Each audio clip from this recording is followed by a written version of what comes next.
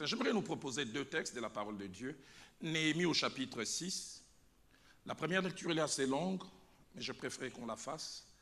Néhémie chapitre 6e, du 1er au 9e verset, et puis du 15e au 16e. Néhémie chapitre 6, du 1er au 9e, et puis du 15e au 16e. Je n'avais pas encore posé les bâtons des portes lorsque Sanballat, Tobija, Geshem l'Arabe et nos autres ennemis apprirent que j'avais rebâti la muraille et qu'il n'y restait plus de brèches. Alors Sanballat et Geshem m'envoyèrent dire « Viens » et ayons ensemble une entrevue dans le village de la vallée d'Ono. Ils avaient médité de me faire du mal. Je leur ai envoyé des messagers avec cette réponse, et soulignez bien cette réponse.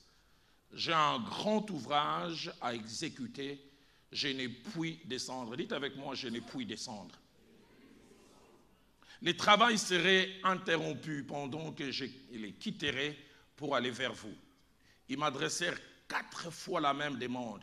Je leur fis la même réponse. Sanballat m'envoya ces messages une 5e fois. Il s'est fatigué par celui-là.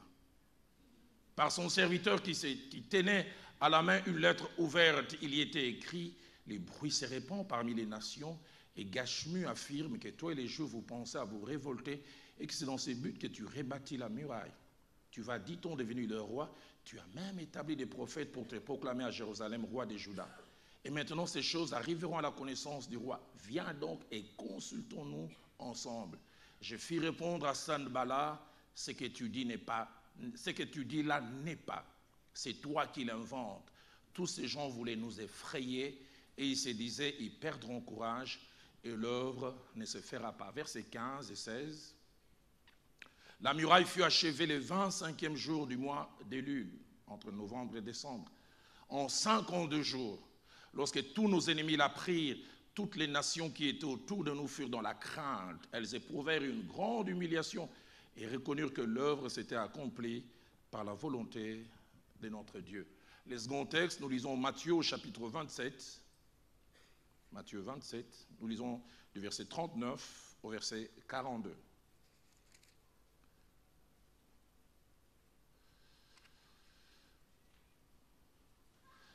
Les passants l'injuriaient et secouaient la tête en disant « Toi qui détruis les temples et qui les rebâtis en 3 jours, sauve-toi toi-même.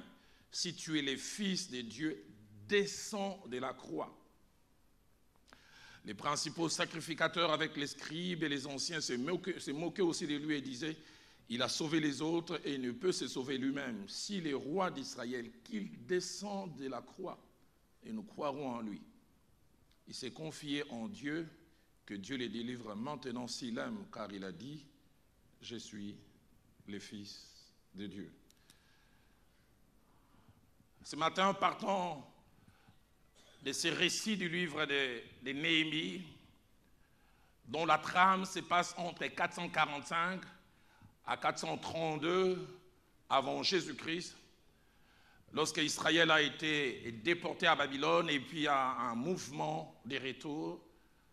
C'est durant cette période importante que se passe ce récit qui nous parle de la vie ainsi que du ministère de Néhémie. Mais partant de ce récit, Dieu nous a mis à cœur de parler sur les thèmes tirés de la réponse sanglante, ferme, autoritaire et plein de convictions de Néhémie à la sollicitation des ennemis d'Israël, qui lui proposaient de laisser le grand travail, l'important travail des restaurations, des relèvements qu'il était en train de faire pour une activité dont l'importance n'est pas démontrée. Et la Bible nous parle de la réponse ferme, autoritaire et plein de convictions de Néhémie dans Néhémie chapitre 6 au verset 3. Il dit « J'ai un grand ouvrage à faire ». Et puis il ajoute « Je ne puis descendre ». Et puis il dit le pourquoi le travail serait interrompu pendant que je quitterai pour aller vers vous. Et je prends pour thème ce matin « Je ne descendrai pas ». Le but de cet enseignement ce matin et de nous avertir contre les méfaits, les dégâts d'un danger subtil, un danger sournois, que le diable, notre ennemi, non seulement utilise, mais il aime souvent utiliser la distraction. La distraction. Et lorsque nous parlons des distractions, ces mots cachent 4 idées. La première idée cachée derrière le mot distraction, c'est action de capter l'attention de quelqu'un pour un temps bref ou long et l'amener sur autre chose que l'essentiel. Capter son attention sur quelque chose pour un temps qui peut être bref ou long et amener cette attention sur autre chose qui n'est pas essentielle. Et l'on peut aussi parler des diversions.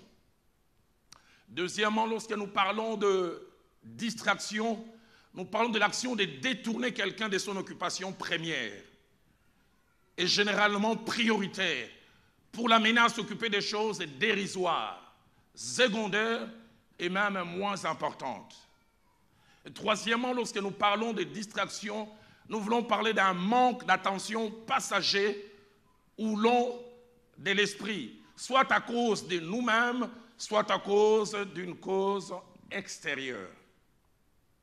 Et quatrièmement, lorsque nous parlons des distractions, nous parlons d'un détournement momentané ou durable de l'attention de quelqu'un et l'amener sur quelque chose d'autre dans le but de lui faire oublier l'essentiel. Quelques vérités que Dieu a placées dans mon cœur, tirées de ces merveilleux textes et en rapport avec cette scène où nous voyons l'ennemi vouloir s'en prendre non seulement à Néhémie, mais à tout ce qu'il était en train de faire. La première vérité qui ressort, j'en ai 7 que je partagerai ce matin, c'est que Néhémie n'a pas eu affaire à des adversaires différents. Ce sont les mêmes adversaires depuis le début qui l'ont combattu. Là, dans Néhémie chapitre 6, il n'a pas de nouvelles personnes qui viennent le combattre. Vouloir arrêter son travail sont les mêmes adversaires. Néhémie 6, 1 dit Sanballat, Tobija et Geshem. Avant ces passages, nous retrouvons quasiment encore ces trios dans Néhémie chapitre 2 au verset 10, Néhémie chapitre 2 verset 19, et troisièmement dans Néhémie chapitre 4, premier verset et verset 7e. Toujours ces trios, et quelquefois, il y a eu des 4e personnes qui se sont ajoutées. Même adversaire. Deuxième vérité, c'est que les mêmes adversaires ou les mêmes ennemis qui ont eu à combattre Néhémie ont changé de méthode. J'aimerais que toi et moi nous puissions savoir que notre ennemi est inventif. Il peut aujourd'hui venir par la méthode X et demain il vient par la méthode Y. Avant cet épisode, nous voyons ces trios, Sanballat, Tobija et Geshem, utilisaient 2 méthodes. La première méthode, c'était le mépris, ainsi que la moquerie, pour empêcher Néhémie de faire ce qu'il devait faire. Et là, ils veulent arrêter au début du travail. Néhémie vient avec beaucoup d'entrain, beaucoup d'enthousiasme, beaucoup d'énergie. Il dit, je vais changer la situation de mon pays. Là-bas, il dit Sanballat, les Horonites, Tobija, les serviteurs ammonites, et Geshem, l'arabe, en ayant été informés, se moquèrent de nous et nous méprisèrent. Ils sont allés même plus loin, vont-ils les rebâtir. Il suffirait qu'un renard puisse passer par là et tout va s'écrouler.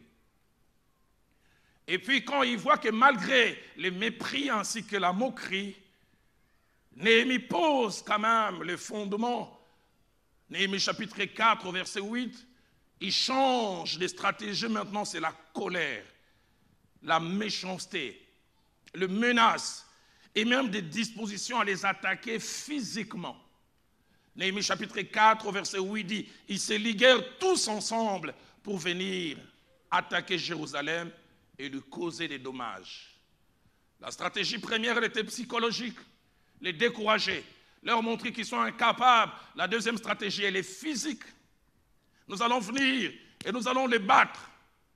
Mais là, ils se sont rendus compte que cette deuxième stratégie a échoué ils utilisent une autre méthode, une méthode douce, une méthode raffinée, mais une méthode dévastatrice, la distraction. Ils disent maintenant, nous n'allons pas les combattre des fronts. Nous l'avons lu, Néhémie chapitre 6 au verset 2. Ils m'envoyèrent dire, viens, ayons ensemble une entrevue dans le village de nous. Venons, échangeons, parlons, discutons. Mais la fin du verset nous montre l'intention cachée. Il est dit, ils avaient médité de me faire du mal. Apparemment, une invitation. Viens, on va simplement échanger. Viens, on va simplement parler. Mais il y a une mauvaise intention.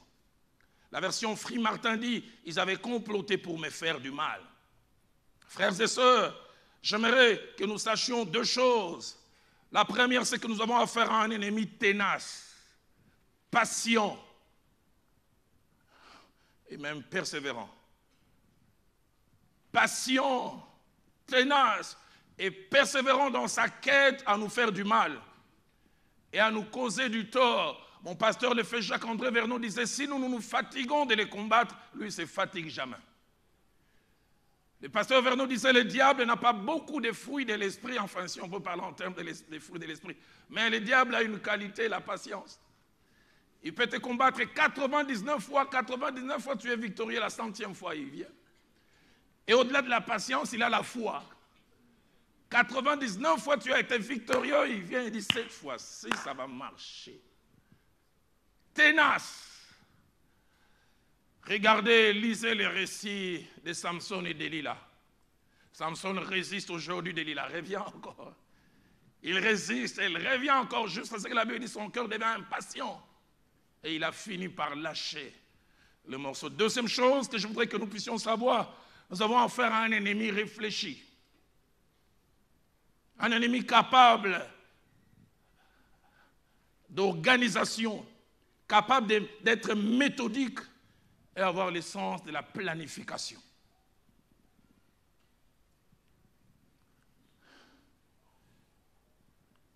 Dans 2 Corinthiens chapitre 2, au verset 11, Paul, en avertissant les Corinthiens, il leur dit de ne pas laisser le diable prendre avantage sur eux. Et il ajoute, parce que nous n'ignorons pas ses desseins. Nous n'ignorons pas ses desseins. La version française courant et Darby disent, nous n'ignorons pas ses intentions.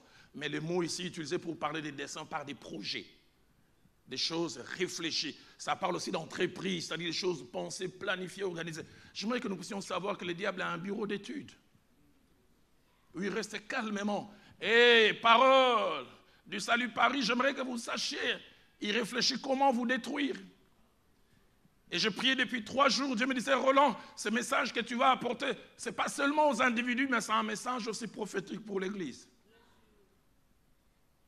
Réfléchis. Est-ce que vous pensez qu'il vous acclame? Il est content que vous soyez partis de rien et que maintenant, on ne peut pas vous ignorer, vous pensez cela. Il travaille à ce que vous retourniez à l'état initial, mais je sais que ça n'arrivera pas. Parce que celui qui a commencé en vous cette œuvre, c'est le Dieu des œuvres achevées. C'est qu'il commence, il va avec jusqu'au bout.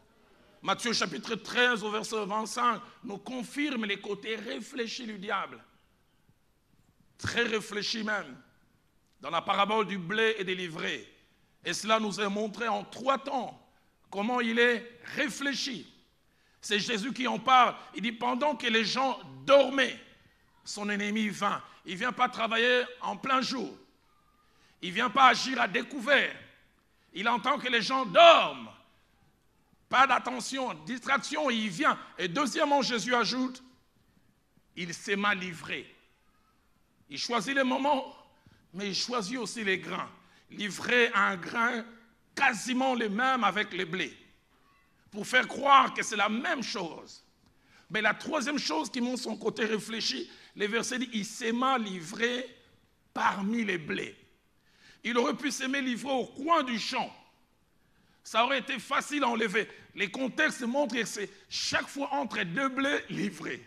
Entre 2 blés livrés. De telle sorte que finalement, quand quelqu'un a proposé la solution, veux-tu que nous enlevions, livrés, Celui qui était réfléchi, il dit, eh, si nous voulons enlever l'ivraie, nous allons s'y perdre.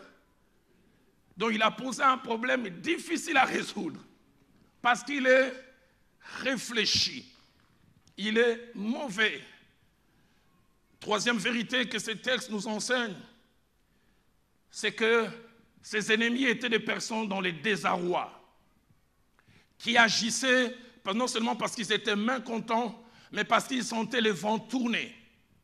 Ils étaient en train d'accumuler défaite sur défaite.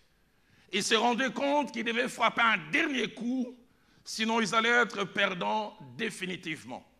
Néhémie chapitre 6 au verset 1er, c'est Néhémie le rebâtisseur qui dit « Je n'avais pas encore posé les bâtons de porte lorsque Sanballat, Tobija, Geshem l'arabe et nos ennemis la prirent. » J'aimerais m'arrêter pour vous dire que vos ennemis s'informent sur vous.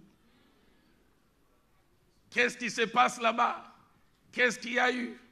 Non, ils sont passés de 100 personnes à 500. Ils sont passés de 800 à... Ils s'informent. Quand ces ennemis l'ont pris, ils ont appris que j'avais rebâti la muraille et qu'il ne restait plus de brèches. Ce n'est plus les chaos du début. Ce ne sont plus les décombres du début. Les commentateurs disent que si la muraille a été rebâtie en 52 jours, on était quasiment au 35e jour. Fièrement, le mur s'est présenté. On veut voir comment la situation a commencé à changer. Et Sanballat, Tobija, ainsi que Geshem voyaient leur défaite. Ils se disent, nous avons essayé de les arrêter au début, ça n'a pas marché, mais nous ne pouvons pas laisser que ça aille jusqu'au bout. Nous préférons les arrêter à ce niveau et que ça puisse être un travail non achevé. Le travail est fait quasiment, comme je l'ai dit, à 75%. Et il ne reste plus que les travaux de finition. Et Néhémie se rend compte que les gens se lèvent. Ceux qui au départ ont voulu l'empêcher de commencer veulent maintenant l'empêcher de finir. Et quatrième vérité qui ressort de ce texte, c'est que l'attaque ne porte pas sur n'importe qui et ne vise pas un membre quelconque de l'équipe de reconstruction. Étonnant, l'invitation n'est pas lancée à un ouvrier, l'invitation n'est pas lancée à un petit maçon, l'invitation est lancée au cerveau, à la colonne vertébrale du travail, à la plaque tournante. Celui qui, s'il est touché, tout le reste le sera aussi. Invite Néhémie, pas n'importe qui d'autre. J'ouvre une parenthèse pour dire, je crois à votre importance à vous tous. Mais j'aimerais vous dire, si vous aimez votre église, priez pour votre pasteur et son épouse. Priez pour eux. Tant qu'ils seront debout et forts, vous pourriez l'être aussi. Tant qu'ils seront soudés et unis en tant que couple, vous le seriez aussi. C'est à Néhémie que l'invitation est lancée. Viens, viens. Ils disent même pas si tu n'es pas dispo, envoie un de tes collaborateurs. Et la réaction de Néhémie montre combien il connaissait son importance. Il dit, je ne puis descendre. Le travail serait interrompu pendant que je les quitterai pour aller vers vous. Néhémie, tu ne fais pas tout le travail. Comment tout va s'arrêter si toi tu te déplaces? Néhémie, tu ne sais pas déléguer, tu ne sais pas confier à quelqu'un d'autre. Il savait que c'était lui qui avait la vision. Lui qui orientait, lui qui corrigeait les erreurs, il ne faut pas faire ceci. Non, là, ça n'a pas été fait comme il se doit. Frères et sœurs, Jésus a reconnu combien c'est important que nous puissions prier pour nos leaders. Dans Matthieu chapitre 26, au verset 31, il dit aux disciples, il est dit, je frapperai les bergers et les brebis du troupeau seront dispersées. Quand on vise les troupeaux, quand on vise les brebis, on frappe les bergers. Dans Samuel chapitre 31, au verset 3, Israël est en guerre avec les Philistins et la Bible dit cette phrase étrange, l'effort du combat se porta sur Saül. Ils sont nombreux sur les champs de bataille, il y a des colonels, il y a des généraux, mais ils attaquent Saül parce qu'ils savent que s'ils peuvent l'atteindre, tout le reste est fini. En Chronique chapitre 21, verset 21, la première fois que j'ai médité sur ces passages, j'ai vu comment le diable est un stratège. La Bible dit, Satan se leva contre Israël. Mais la suite dit, il excita David à faire les dénombrements. C'est Israël qu'il visait. C'est Israël qui voulait faire du mal. Du reste, après, quand vous voyez quand David a fait faire les dénombrements, c'est lui qui a fait faire les dénombrements, 70 000 personnes sont mortes. Pourquoi? Parce que les leaders comptent énormément. Seigneur, regarde-nous de prendre conscience qu'à un certain degré de responsabilité, nos défaites ne sont plus des défaites individuelles. Ça entraîne tous les autres. Invitez Néhémie. Si ça s'arrête à son niveau, tout va s'arrêter. Cinquième vérité que ce texte nous apprend, c'est la clairvoyance, ainsi que les discernements de Néhémie. Je dirais même la très grande clairvoyance et les très grands discernements de Néhémie. Un discernement et une clairvoyance que je prie que vous et moi nous puissions avoir. Clairvoyance ainsi que discernement qui les rendent capables de voir au-delà des mots les intentions cachées, de voir les non-dits, de les sentir, de voir les motivations qui ne sont pas mentionnées, mais qui sont bien présentes. Ils voient les vrais enjeux, les vraies motivations masquées et cachées, que les simples, les naïfs, ainsi que les sans révélation ne verront jamais. Il dit au verset 2, ils avaient l'intention de me faire du mal. Néhémie, comment tu sais ça? Il y a une invitation officielle, des bonnes paroles, mais il a su voir derrière. Et le verset 3 ajoute, il dit, j'ai un grand ouvrage à exécuter, je ne puis descendre. Le travail serait interrompu. Ce petit déplacement aura des effets inimaginables. Je ne puis bouger. Proverbe 22, au verset 23, les paroles du sage qui dit, l'homme prudent voit les mal et se cache, mais les simples avancent et sont punis. Combien il est important que nous puissions prier que Dieu nous donne ses yeux spirituels, que nous puissions voir au-delà du physique. Avec les années dans le Seigneur, j'ai appris que les gens ne sont pas toujours ce qu'ils nous montrent. Et des fois, les discours des gens ne sont pas toujours totalement vrais. Le jeune prophète de 1 Roi chapitre 13, il est mort parce qu'il a fait confiance au vieux prophète. Dieu lui avait dit, et l'autre vient lui dire, moi aussi je suis serviteur de Dieu. Et il avait dit, il lui mentait. Seigneur, donne-moi les discernements. Donne-moi les discernements. Je n'ai jamais oublié, dans ma jeunesse, j'ai commencé petit à petit à exercer le ministère en 89. Je suis allé dans une église pas très loin de là où j'ai habité. Je prêchais jeudi, vendredi, samedi. Dieu s'est manifesté.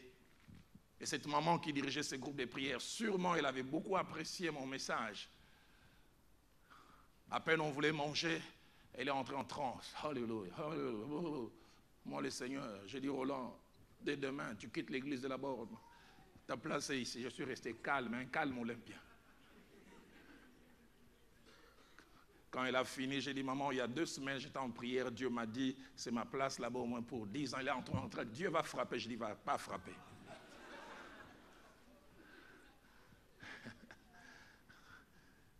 Si on n'a pas de discernement, on va tout avaler. Tout. Toujours avec la nécessité de la clairvoyance et du discernement. Je voudrais dire un certain nombre de choses attachées à la distraction qui nécessitent que nous puissions avoir le discernement et la clairvoyance. La première des choses, c'est que lorsqu'il y a distraction, il y a toujours 2 acteurs. Il y a l'un qui conçoit les choses et les planifie. Et deuxièmement, il y a l'autre qui les subit. Chaque fois qu'il y a distraction, il y a un concepteur. Je vais faire ça avec comme finalité ça.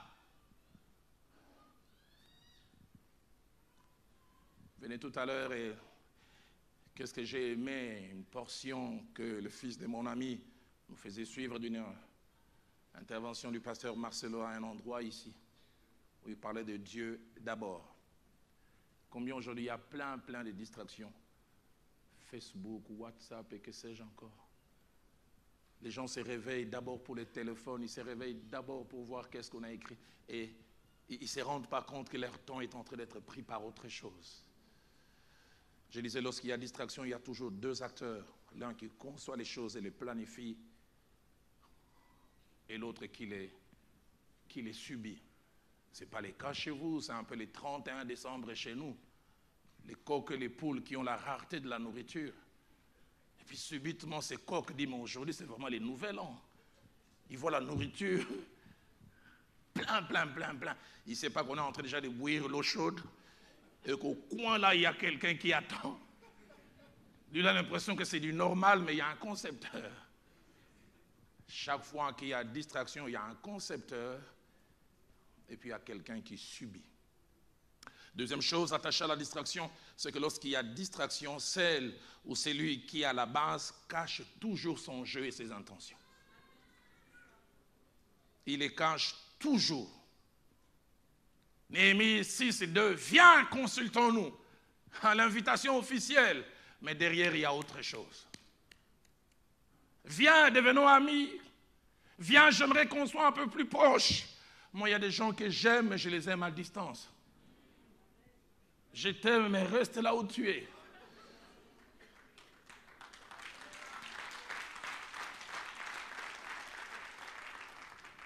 Les Romains ne disaient-ils pas dans leur stratégie de guerre, ils disaient, si vous n'arrivez pas à vaincre des gens, faites semblant de les rejoindre. Ils font semblant d'être avec vous. Le but, c'est qu'ils attendent un jour pour vous frapper. Troisième chose attachée à la distraction, c'est que le but et les objectifs cachés derrière la distraction sont multiples. La plupart des fois, le but ainsi que les objectifs de la distraction, c'est amener notre attention ailleurs que là où elle doit être. Notre objectif, c'est engager nos aptitudes, notre énergie et nos forces ailleurs que là où elles doivent être actives. Troisième objectif de la distraction, c'est nous faire perdre et gaspiller l'un des capitaux les plus importants, les temps. J'ai horreur des voleurs de temps.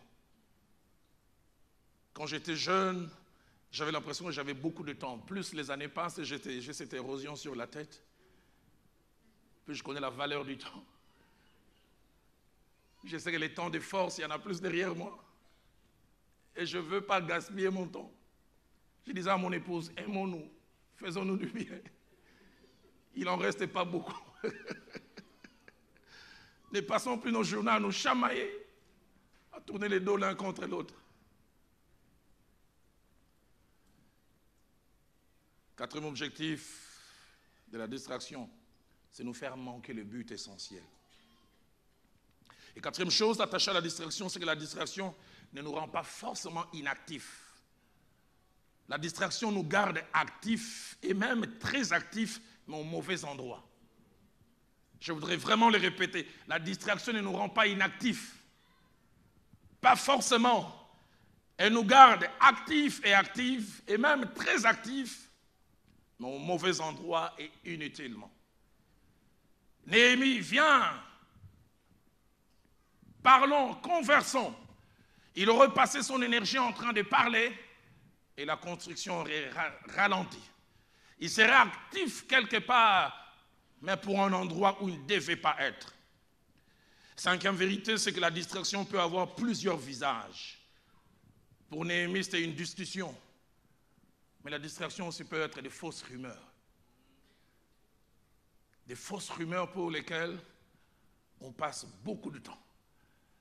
Je me souviens un jour, j'ai préparé un séminaire que je devais commencer le lendemain et j'ouvre l'Internet. Quelqu'un m'a envoyé un mail de 4 paragraphes où il m'avait injurié littéralement. En général, je sais savoir que ma chair est ressuscitée.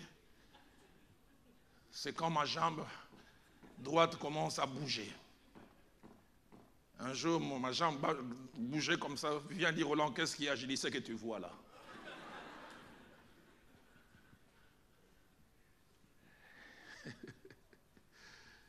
Ça montre que le vieil homme n'est pas totalement mort. Vous connaissez cette histoire de ce jeune homme qui vient être baptisé et puis le jour du baptême, il dit au pasteur, pasteur, tout à l'heure quand on va me plonger dans l'eau, le vieil homme, il va rester là. Et pour des bons. Il sort de l'eau du baptême, 2 semaines après, il revoit son passé. Parce qu'il dit, comment ça va avec le vieil homme? Dans la piscine. Bien maîtrisé. Et 6 mois après, le pasteur apprend qu'il a donné un soufflet, une gifle à sa fiancée. Il dit, mais hey, j'ai appris que tu as donné un soufflet à ta fiancée. Il dit, pasteur, Je ne savais pas que les vieils hommes savaient nager.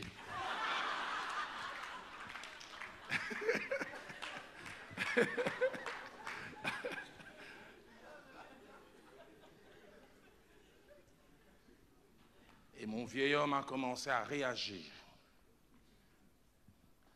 À l'époque, il n'y avait pas beaucoup d'Internet comme aujourd'hui chez nous. Il fallait payer pour 30 minutes, pour 1 heure. J'en avais pour 30 minutes et je commençais à écrire. Je n'ai jamais oublié, j'écrivais, mes mains tremblaient. C'est quasiment comme si j'ai tapé la personne littéralement. J'écrivais un mot, je dis non, ça ne va pas faire mal, il faut un... Je me suis dit avoir renouvelé l'abonnement 6 fois. J'étais venu pour 20 minutes, j'ai fait 2h30. Et j'oublie jamais, quand je voulais cliquer sur envoyer, les Saint-Esprit m'a dit, tu es face à... J'ai dit non Seigneur, non. Même si je suis enfant de Dieu, je suis quand même quelqu'un, Seigneur. Le Seigneur me dit, tu n'envoies pas. Je dis non, non. Il me dit, si tu es de moi, efface tout ça. Et puis il me dit, je vais te dicter la suite. Je dis, mon frère, merci pour ce que tu as écrit. Que Dieu te bénisse. Et prie pour moi.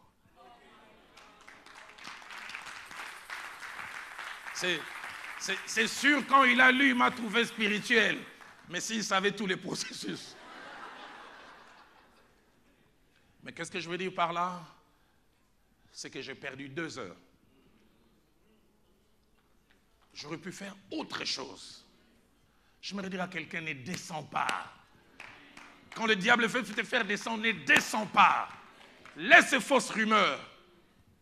Tu veux te justifier. J'ai appris avec les années, des fois quand on se justifie, il y a des gens pour que leur opinion pour nous reste la même. Avant, après, ça reste la même. Donc tu as passé ton temps. Occupe-toi d'autre chose. Il a dit à moi la vengeance, à moi la rétribution. Quand j'étais jeune dans la foi, dans le ministère, j'étais trop défenseur de ma réputation. J'ai cherché à la défendre par tous les moyens. En grandissant, j'ai dit, en lisant la parole de Dieu, j'ai vu Jésus faire des miracles, on dit c'est par Belzébul. Est-ce qu'il allait chercher quelqu'un? Montre-moi que c'est par Belzébul que je fais ça. Il prêche quelque part, on dit il déraisonne. Il est hors de lui. Ne laisse pas ces distractions. Distraction peut avoir plusieurs visages. La gloire et la réussite peuvent aussi être une distraction. Tu perds les pédales. Tu n'arrives plus à te consacrer sur l'essentiel. Jean chapitre 6 au verset 15, Jésus a failli être distrait, vient de faire un miracle, multiplication de pain. La Bible dit on voulait venir pour faire de lui un roi. Et faire quitter les sphères spirituelles pour l'amener vers les sphères politiques. La Bible dit il se détacha. Ne descends pas quand l'ennemi veut te faire descendre. Luc chapitre 12, verset 13 à 14, Jésus encore a décelé une distraction. J'aimerais dire à quelqu'un, ton temps est précieux, consacre-le pour ce pourquoi Dieu veut que tu les fasses. Jésus est en route pour faire un travail. Un jeune homme est en train de crier dans la foule, viens nous aider mon frère et moi à nous départager notre héritage. Jésus dit, qui m'a établi? Qui m'a établi juge? La distraction peut avoir plusieurs visages. Des fois, j'ai vu, il y a des grands enjeux spirituels, j'aimerais faire telle chose. Des incompréhensions sans tête ni queue interviennent entre mon épouse et moi. J'ai dit non, ça c'est le monsieur là qui est en train d'agir. Et j'appelle Viviane, j'ai dit Viviane, ne tombe pas dans ces pièges. Jamais oublié quand Philadelphie voulait commencer, tout allait bien jusqu'à la dernière semaine. On s'est conne la tête et bien. Et durant 24 heures, on a commencé à se bouder, pourtant c'était le moment où on devait être le plus proche. C'est la première, il a dit Roland, ça c'est une distraction du diable. Tu sais qu'on prie toujours ensemble et depuis maintenant que tout c'est... Et tu as vu qu'hier on n'a pas prié. Et c'était ça son but et son objectif. Je prie que tu ne descendes pas. 6e chose, c'est que devant les distractions, nous ne réagissons pas tous de la même manière. Certains tombent dans les panneaux. D'autres par contre identifient la distraction, la démasquent et font échec à celle-ci. 7e et dernière chose, avant de revenir vers la vérité et conclure, c'est qu'il arrive souvent que nous n'arriverons pas à discerner, à démasquer la distraction. Mais si nous sommes ouverts nous pouvons la démasquer autrement. Comment? Par une bénédiction appelée voisinage. Une bénédiction appelée entourage. Je prie que si toi tu ne démasques pas, que Dieu place à tes côtés des gens qui vont démasquer. Ma Bible à moi déclare dans Proverbe 11, 14, les saluer dans un grand nombre des conseillers. Je prie que Dieu place à tes côtés non pas des profiteurs, des gens qui viennent simplement pour profiter, mais des gens qui t'enrichissent. Que Dieu place à tes côtés des personnes comme l'épouse de Moïse, qui peut voir ce que Moïse ne voit pas. Et l'aider à résoudre un problème. Combien de fois n'ai-je pas été aidé par des collaborateurs? Je me souviens à un moment, on tirait à boulet rouge sur moi à Kinshasa. Je voulais parler. L'un de mes collaborateurs, pasteur Atom, s'est réveillé le matin. Il m'a dit, pasteur, Dieu m'a dit, ne parle pas, ne réponds pas. Alors que je m'apprêtais à aller passer à une émission. Seigneur, place à mes côtés des gens qui voient ce que je ne vois pas. Mais aussi quand Dieu place ces gens, est-ce que tu les écoutes? Est-ce que tu les écoutes? Qu'il y ait des gens qui estiment qu'ils ont le monopole de la connaissance totale. Pas ouvert à d'autres personnes. J'aime quand la Bible dit, soyez prompt à écouter. J'ai passé quelques années au Kenya. Et au Kenya, il y a une tribu, ils sont imbus d'eux-mêmes. On les appelle les Kikuyu. Et puis il y a une autre tribu, ils sont éleveurs. Mais la plupart des fois, quand ils viennent en ville à cause de l'exode rural, ils sont huissiers, ils sont domestiques, ils sont des Maasai. Et un Kikuyu qui était un grand CEO, un PDG, il travaillait dans cet immeuble, 12 étages. Il avait un huissier Maasai. Mais les Maasai, être Maasai en ville à Nairobi, c'est presque un handicap, mais il avait un deuxième handicap, il bégayait fortement. Et ce jour-là, son chef arrive, à peine ils veulent prendre l'ascenseur, l'électricité s'en va. Et ils sont obligés de monter au 8e étage, ils commencent à marcher. Premier étage, le Maasai a voulu parler. Qu'est-ce qu'un Maasai peut dire à un Kikuyu?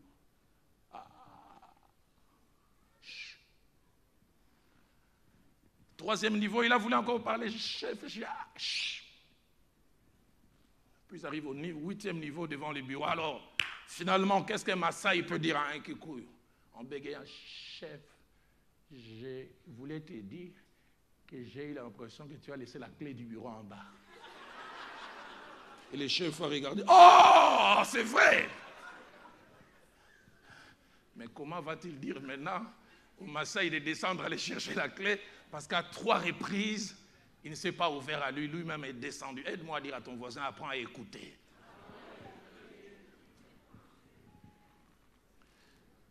Si toi, tu ne vois pas la distraction, Dieu peut permettre que ton voisin voie cela. Ton épouse voie cela. Ton mari voie cela. Un enfant voie cela. Un collaborateur puisse voir cela. J'ai pris que tu entres dans une saison où c'est que toi, tu manques, que ton entourage peut la voir. Que des entourages qui font du bien. Naaman est à 2 doigts de la guérison. Mais il est outré, il est fâché parce qu'il estime qu'on ne l'a pas respecté. Il dit, je me disais que quand je viendrai, l'homme de Dieu sortirait et ferait ceci. Il veut s'en retourner. Dieu merci, il avait un entourage. Un entourage qui parlait. Qu'est-ce qu'on t'a demandé de si difficile? Vous savez, il y a des choses pour lesquelles il ne faut pas prier. Ou mieux, après avoir prié, il faut parler. Seigneur, c'est ton serviteur, c'est ta servante. Toi, me touche son cœur. Tu vois, si je parle, il va croire que, il va croire que. Toi, me touche le cœur. Et cette servante a parlé. Et Naaman est retourné, il a obtenu la guérison. 6e et avant-dernière vérité, avant que je n'aille vers ma conclusion, que ces récits nous enseignent, c'est le courage, la fermeté, ainsi que la force de caractère avec lesquels Néhémie a réagi devant ces pièges de la distraction. En lisant ces textes, on voit les tons fermes, on voit les choix des mots, mais on voit aussi la spontanéité de la réponse qui montre comment il comprenait les enjeux. Il dit, je ne descendrai pas. Pas de temps de réflexion. Le ton est ferme. Le choix des mots, très juste. Il dit, si je descends, le travail s'arrêterait. Je ne puis descendre. Lorsque nous parlons du ton, nous voulons parler de la manière dont les choses sont dites, le volume, les débits, les timbres de la voix, l'intensité. Et ça se montre que Néhémie a dû parler, il dit non, non. J'ai un grand ouvrage à exécuter et je ne puis descendre, c'est ce qu'il dit au verset 3.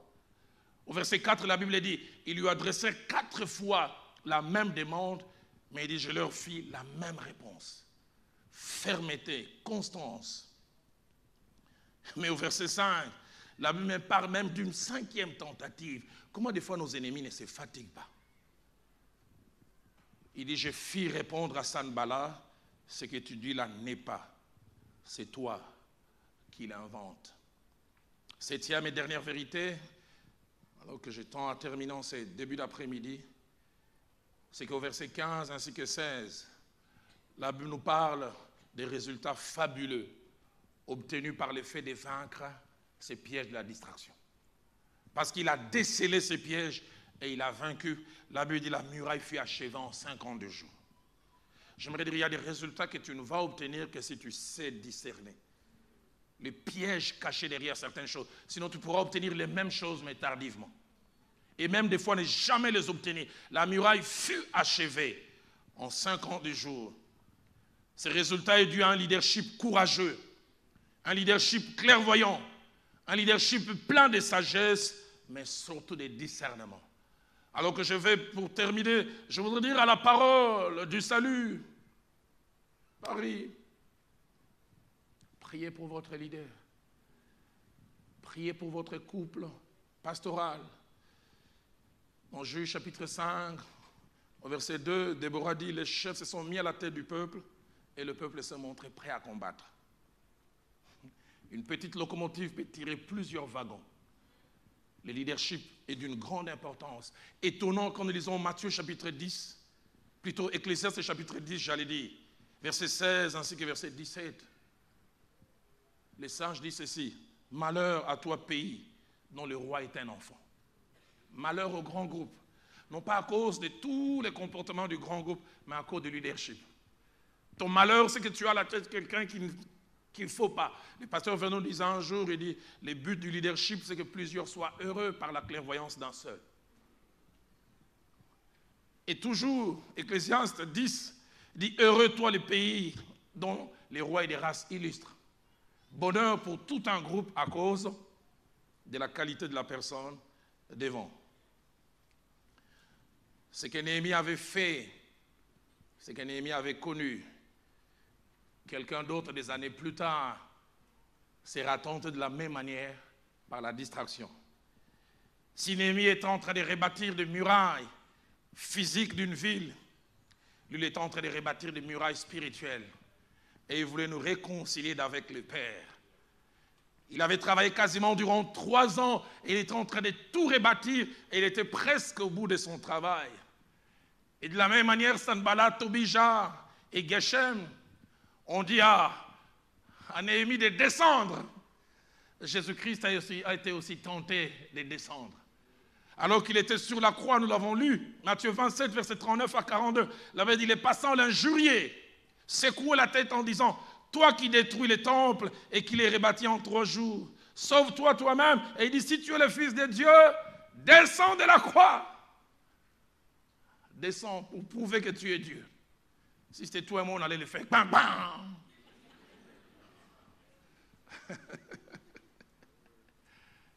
Ça ne s'arrête pas là, on touche son ego. Verset 41, les principaux sacrificateurs avec les scribes et les anciens se moquèrent aussi de lui en disant, il a sauvé les autres et ne peut se sauver lui-même. Si tu es roi d'Israël, qu'il descende et nous croirons en lui. C'est-à-dire, s'il ne descend pas, nous ne croyons pas. Vous ne croyez pas? Je vais vous l'éprouver. Dieu merci qu'il n'est jamais descendu. Parce que comme Néhémie aussi, il avait un grand ouvrage. Il savait que s'il s'arrêtait, s'il descendait, les choses allaient s'arrêter. Parce qu'il devait se présenter dans les propitiatoires célestes. Et j'aime, de la même manière, Néhémie chapitre 6, verset 15 à 16, dit la muraille fut achevée en quelques jours. Jésus-Christ, tout au bout dans Jean 19, au verset 30, il dit, tout a été accompli. Tout est accompli. De la même manière, Néhémie a achevé, j'achève aussi. J'aimerais dire à quelqu'un, tu ne descendras pas. Tu dois aller jusqu'au bout. J'aimerais dire à quelqu'un, arrête cette distraction de la pornographie. Quelque chose m'a montré, la plupart des fois, quand de grandes ouvertures sont devant moi, des grandes percées, de grands péchés arrivent aussi. De grandes tentations. La plupart des fois, quand je vois des grandes tentations, je sais savoir qu'il y a des grandes percées. Je prie que tu ne descendes pas. Je ne sais pas dans quel domaine le diable fait que tu descendes, mais je prie que tu restes bien là-haut. S'il y a des types de personnes qui peuvent, comme Néhémie, gérer les pièges, la distraction, il y a 5 types de personnes qui les gèrent bien. Le premier, ce sont les passionnés de Dieu, ceux qui aiment Dieu. Deutéronome 6, verset 5 dit: tu aimeras le Seigneur ton Dieu de tout ton cœur, de toute ton âme et de toute ta force. Si tu aimes tellement, Dieu te rendra capable de voir les pièges de la distraction. Deuxième type de personnes qui ne descendent jamais parce que Dieu les rend capables, ce sont les personnes, c'est-à-dire les hommes et les femmes des prières. J'ai appris avec les années que là où tout a échoué, la prière est réussie. Matthieu chapitre 14, verset 38 dit: veillez et priez afin que vous ne tombiez pas dans la tentation. Veillez et priez. La prière et la prière et la prière encore. La prière prend des ressources célestes et nous les donne pour affronter des défis terrestres. Troisième type de personnes qui ne descendent jamais et qui savent sortir victorieux du combat avec la distraction, contre la distraction, j'allais dire, sont les hommes et les femmes remplis du Saint-Esprit. Le Saint-Esprit, au travers du don des discernements, qui sait vous faire voir quel est l'esprit qui agit derrière, quel est l'esprit qui anime. Quatrième type de personnes qui arrivent à vaincre le piège du discernement, c'est les hommes et les femmes bien entourés. Je prie que Dieu vous fasse don d'un entourage enrichissant et béni. Et puis enfin, cinquième type de personnes sont les hommes et les femmes des visions, qui savent ce qu'ils font, pourquoi ils le font.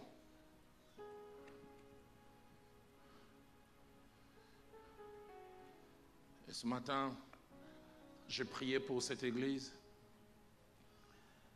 Et j'avais un double sentiment, un sentiment de joie en voyant d'où Dieu vous a tiré et où vous a amené. Mais j'avais un deuxième sentiment qui montait fort dans mon cœur. L'Esprit de Dieu me disait: dis-leur, ils n'ont encore rien vu avec moi. J'aimerais vous supplier, parole du salut, Paris. Ça, ce n'est pas le maximum de Dieu pour vous. Je sais que c'est déjà beaucoup par rapport à d'où vous venez. Mais j'aimerais vous le dire tel qu'il me l'a montré ce matin. Ça, ce n'est rien. Et je vous l'ai dit tel que ça monte dans mon cœur. Une petite réussite peut aussi être une distraction. Quelqu'un a dit: l'ennemi de l'excellence, c'est le bon. Des fois, quand on fait quelque chose de bon, on s'arrête, alors qu'il y a plus. Je lisais ce récit de Yonggi, ça m'a frappé. Il y a 30 ans en arrière, il avait une église de 150, 200 membres. Et puis 3 ans après, il a eu un boom, 10 000 membres. Il disait: fantastique. Dieu lui dit: c'est pas là où je t'attends.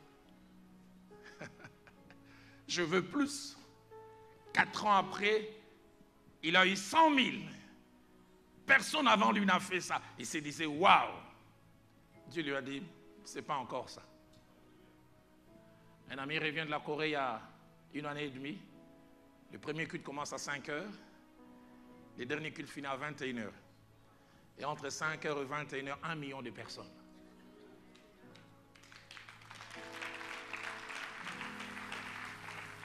J'aimerais nous inviter en ces jours à baisser nos têtes dans la prière. J'aimerais lancer un double appel. Y a-t-il un homme et une femme qui veut être sincère en ce jour et à cette heure, Dieu? Là où Néhémie a eu le discernement et la clairvoyance et n'est pas descendu, moi je suis descendu. J'ai retourné avec ce jeune homme avec lequel j'ai sorti autrefois. Je suis retourné avec ses amis d'autrefois. Je suis de nouveau allé à ces endroits où je ne devais pas aller. J'ai commencé de nouveau à regarder ces choses que je ne devais pas regarder. Mon ouvrage s'est arrêté parce que je suis descendu. Y a-t-il quelqu'un en ces jours qui sincèrement veut dire: homme de Dieu, prie pour moi? Moi, je t'ai descendu. Mais je m'aurais remonté. Je manquais de clairvoyance, je manquais de vision.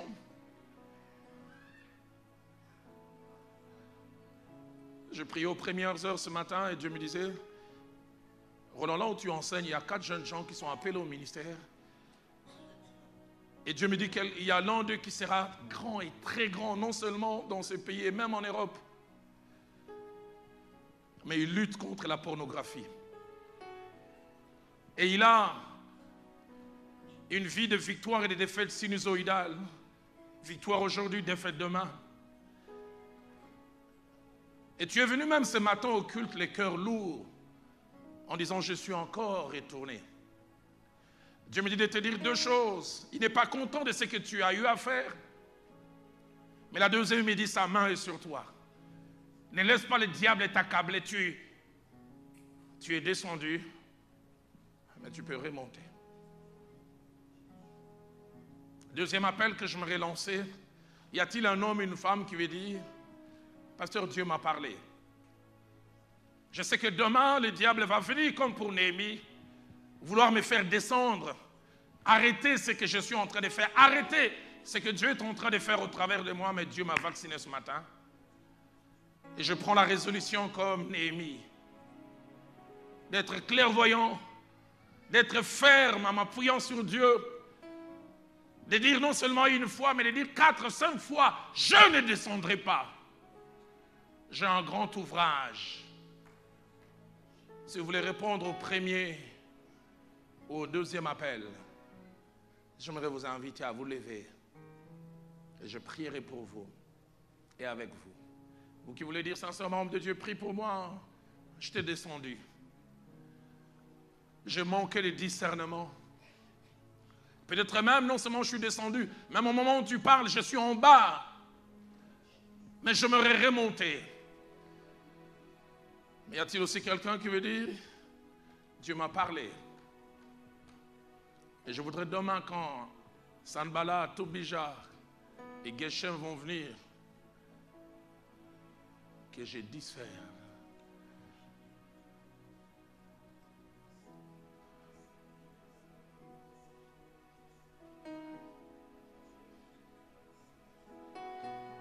La chorale peut m'aider à chanter ce vieux cantique d'autrefois monte dans mon cœur.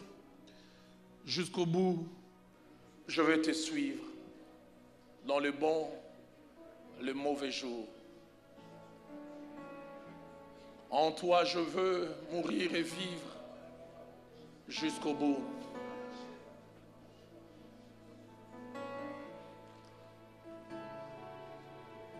Moi, je ne descendrai pas. Je n'ai pas fait tous ces chemins pour arrêter ce travail au milieu. Je n'ai pas fait tous ces sacrifices pour finir par un scandale.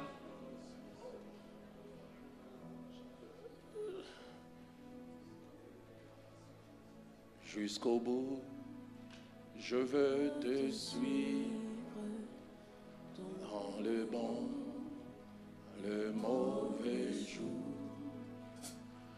En toi, mourir et vivre.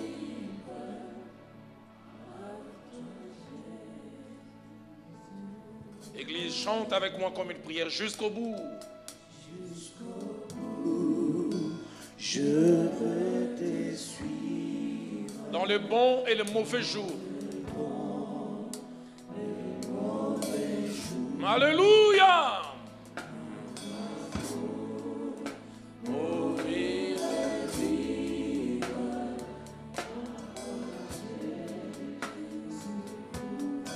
Une dernière fois jusqu'au bout.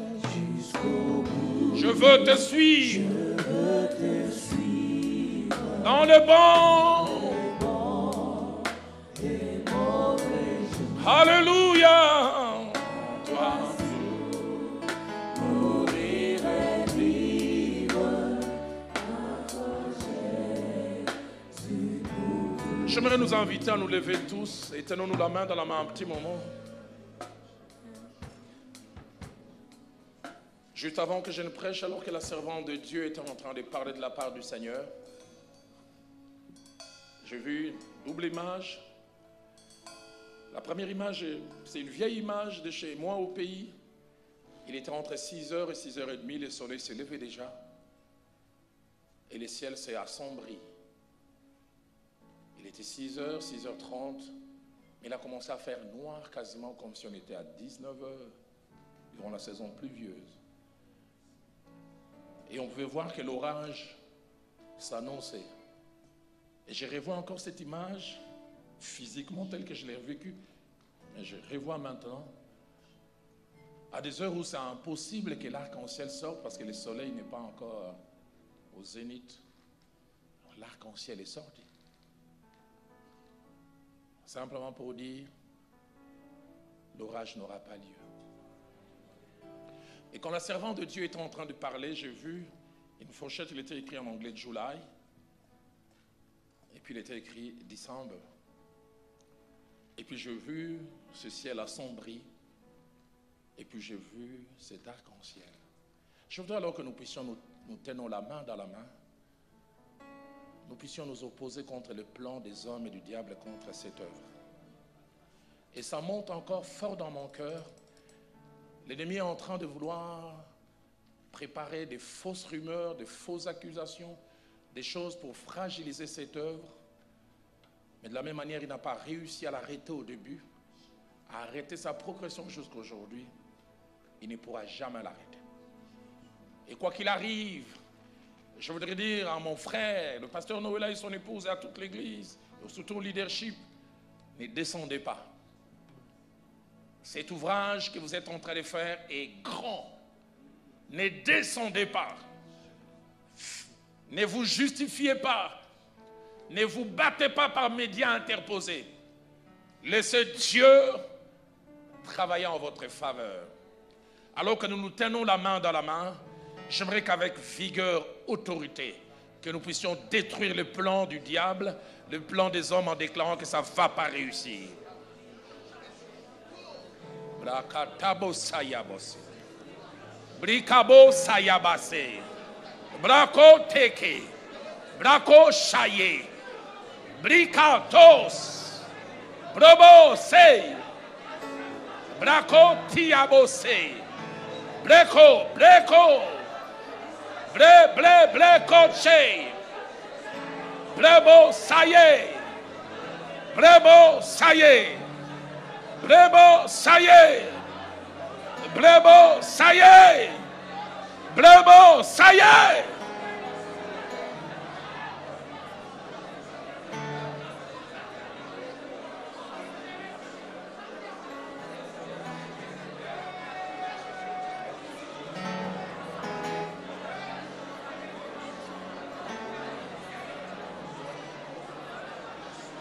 Nous ne descendrons pas. Comme Néhémie, nous ne descendrons pas. Toi qui nous as aidés dès le départ à rebâtir les murailles, tu nous aideras à l'achever. Nous achèverons la muraille. Nous achèverons la muraille. Celui qui nous a gardés hier, qui nous garde aujourd'hui, nous gardera aussi demain. Seigneur, merci.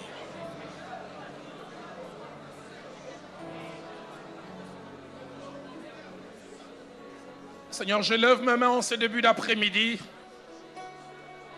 et je déclare par rapport à cette œuvre que toute arme forgée contre elle sera sans effet. Je déclare que toute langue qui s'élèvera en justice contre elle sera condamnée. Je déclare comme la Bible dit, ils viendront contre nous par un chemin, ils vont s'enfuir par 7 chemins. Je déclare que celui qui va vouloir troubler cette œuvre sera troublé lui-même. Ce début d'après-midi, je déclare la confusion dans le camp de tous ceux qui planifient de mauvaises choses contre cette œuvre. Je déclare que ceux qui ont ouvert quelques fosses afin que nous tombions, tomberont eux-mêmes. Et j'aime ce que ta parole dit dans Néhémie 6 au verset 16. Quand la muraille fut achevée, les gens reconnurent que l'œuvre s'était faite par la main de l'Éternel. Et ils reconnaîtront que cette œuvre est à toi.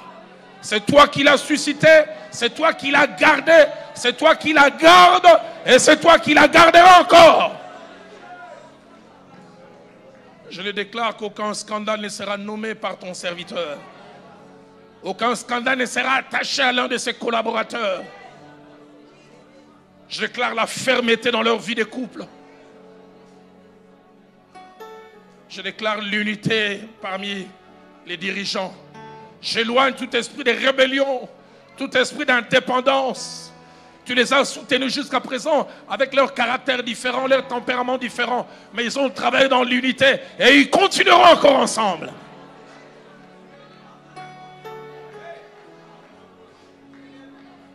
Et Seigneur, par la foi, non seulement je déclare que nous ne descendrons pas, mais nous t'acclamons et nous reconnaissons qu'avec toi nous sommes victorieux.